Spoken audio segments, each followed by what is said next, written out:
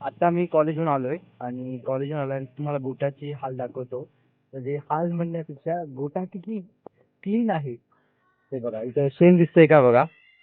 एक पण शेण म्हणजे आता हे एखादं 2 शेण असेल, परंतु हे क्लीननेस बघा. आता सायंकाळचे 6 वाजत आहेत. मी कॉलेज झालं माझं, कॉलेजहून आलोय मी आणि ही क्लीननेस मला आवडते. आणि या क्लीननेसचं पूर्ण श्रेय जे आहे ते आईला जातं. कारण की आई आहे ती डेफिनेटली इथे आली असेल आणि साफ वगैरे केला असेल. या क्लीननेसमुळे मला आणखी इंटरेस्ट येतो की म्हशी सांभाळायच्या किंवा म्हशी करायच्या. त्याच्यामुळेच मी एका म्हशीपासून 4 म्हशी झालेल्या आहेत. सोबत गाय पण आहे. आणि अशीच क्लीननेस जर असेल आणि खरंच आईचं श्रेय आहे. आणि मला 40 नुसता गोटा पण करायचा आहे. आईवर जास्त लोड येणार नाही. आता मी थोडंसं माझ्या पण प्लॅनिंग पण आहे.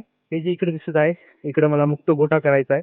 आता त्या मुक्त गोट्यासाठी प्लॅनिंग कसं करायचंय, काय करायचंय, आता तुम्हाला इथं चांगलं तरी समजणार नाही.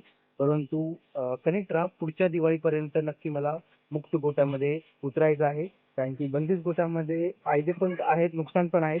आणि मुक्त गोट्याचे खूप चांगले फायदे म्हणजे काय, की आपण कमीत कमी माणसामध्ये जास्तीत जास्त आपण जनावरं सांभाळू शकतो. आणि नक्कीच मुक्त गोटा काय होणार आहे. आता मुक्त गोटा आपण कमीत कमी पैशामध्येच करायचा आहे. आणि कमीत कमी पैशाच्या ह्याच्यामध्ये खराब गोष्टी करायच्या नाहीत, चांगल्याच गोष्टी करायच्यात.